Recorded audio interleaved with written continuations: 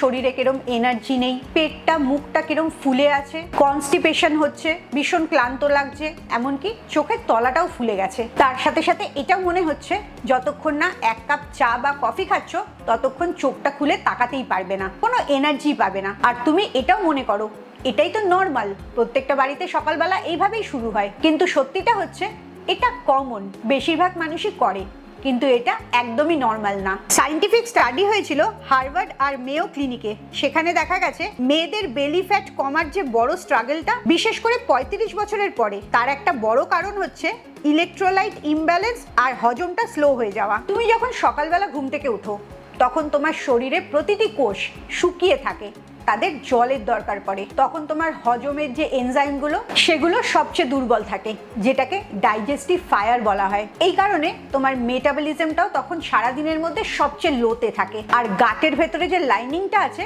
সেটাও ড্রাই থাকে, স্ট্রেসড থাকে। এই কঠিন শরীরের অবস্থার মধ্যে তুমি প্রথম শরীরকে কি দিচ্ছ?